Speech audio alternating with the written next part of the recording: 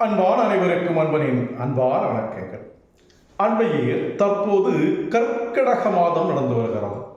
தமிழில் இது ஆடி மாதம் ஆகும். கேரளாவில் கர்க்கடக மாதம் என்று அழைக்கப்படுகிறது. ஆடி மாதம் என்பது ஆன்மீக சிறப்புகள் பலவற்றை தன்னகத்தே கொண்ட மாதம்.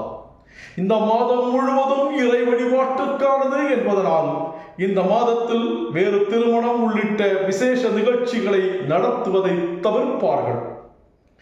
ஆடி மாதம் வந்தால் ஆடி செவ்வாய், ஆடி வெள்ளி, எல்லா ஆடி செவ்வாயும் எல்லா ஆடி வெள்ளியும் அம்மனுக்கு உகந்ததாக கொண்டாடப்படுகிறது. ஆடிப்பெருக்கு, ஆடிப்பூரம், ஆடி அமாவாசை என்று ஆடி மாதம் முழுவதுமே சிறப்புத்தான். அம்மன் ஆலயங்களில் ஆடி கஞ்சி காய்ச்சுவதும் பக்தர்களுக்கு வழங்குவதும் வழக்கம். இப்படி ஆடி மாதம் சிறப்புகள் பலமிக்க மாதம். இந்த ஆடி மாதம் மலையாளத்தில் கர்க்கடக மாதம் என்று அழைக்கப்படுகிறது. ஆயுர்வேத மாதம் என்றும் போற்றப்படுகிறது. ராமாயண மாதம் என்றும் கொண்டாடப்படுகிறது. ஆன்மீகத்துக்கும் உடல் நலத்துக்கும் சிறந்த மாதம் இந்த மாதம்.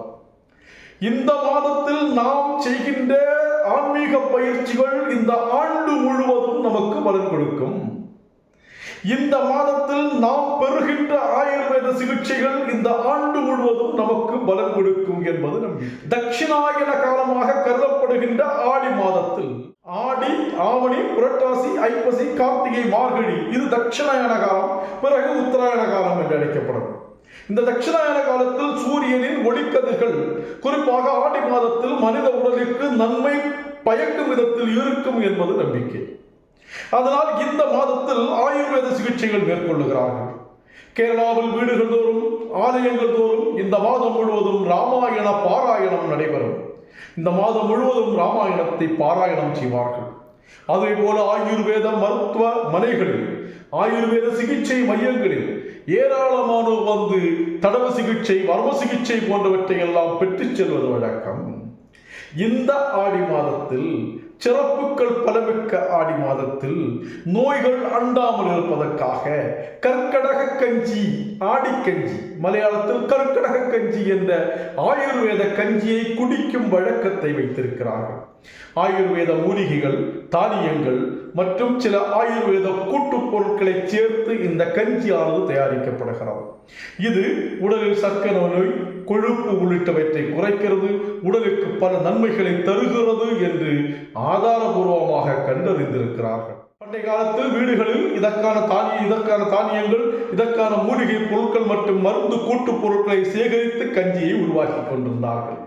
ஆனால் இன்று மூலிகை பொருட்களை தேடிச் செல்வது எல்லாமே கடினமாக இருக்கின்ற காரணத்தினால் பல ஆயுர்வேத கம்பெனிகளும் ஆடிக்கஞ்சி பேக்கிங்காக விற்கிறார்கள். நாம் வாங்கிய கர்க்கடக கஞ்சி பேக்கிங் கண்டங்குளத்தில் என்ற கம்பெனி, இது விளம்பரம் அல்ல, கண்டங்குளத்தில் என்ற கம்பெனி. இதே போல சாந்திகிரி ஆசிரமம், இப்படி பல நிறுவனத்தினர், பல ஆயுர்வேத மருத்துவ மனைகள் எல்லாம் ஆயுர்வேத கஞ்சியை விற்பனை செய்கிறார்கள்.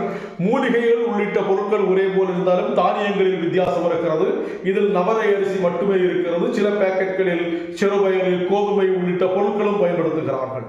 இந்த கர்க்கடக கஞ்சி பேக்கெட்டில் என்ன பொருட்கள் இருக்கிறது என்பதை பார்ப்போம்.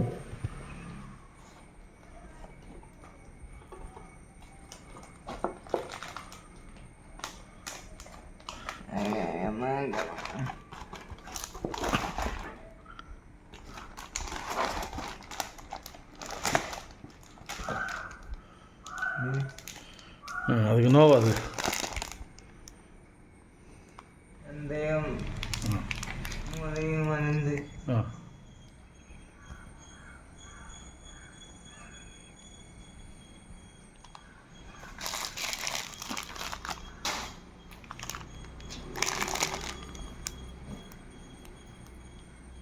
பையன் காட்டியது போல இதுதான் நவரை அரிசி, சிகப்பு கலர் அரிசி, நவரை அரிசி. இதுதான் இந்த ஆயுர்வேத கஞ்சியில் முக்கியமாக பயன்படுத்தப்படுகிறது, நவரை அரிசி.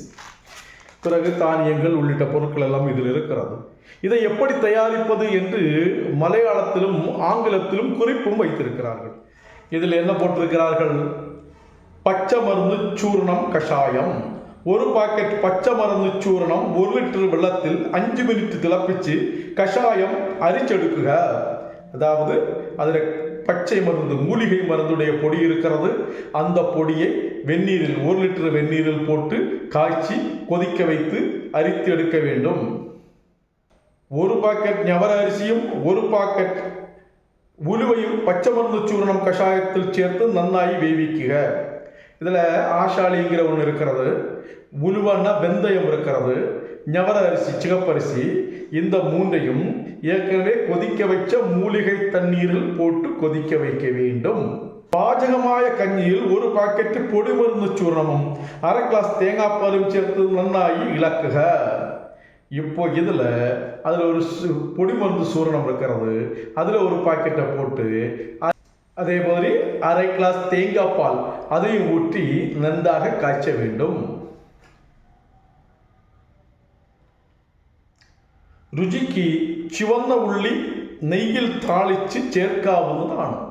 சுவைக்காக சிகப்பு உள்ளியை சின்ன உள்ளியை அதை நெய்யில் வறுத்து இதில் சேர்த்து கஞ்சி குடிக்கலாம். இல்லை சுவை விரும்புபவர்கள், இந்த சுவை வேறு மாதிரியாக இனிப்பு சுவையாக இருக்க வேண்டும் என்று விரும்புபவர்கள் இதில் வெல்லத்தை சேர்த்தும் காய்ச்சி குடிக்கலாம். ஆயுர்வேத மருந்து, ஆயுர்வேத கஞ்சி. இதை செய்து காட்ட நேரமில்லை, ஆனால் நாங்கள் செய்த ஆயுர்வேத கஞ்சியை பார்க்கலாம். நாங்கள் சுவைக்காக வெல்லம் போட்டு காய்ச்சி இருப்பதால் இந்த நிறத்தில் இருக்கிறது.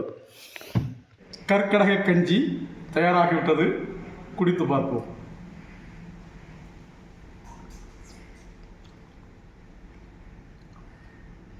அருமையான மூலிகை வாசனையுடன் இனிமையான கஞ்சி. நீங்களும் முயற்சி செய்து பாருங்கள்.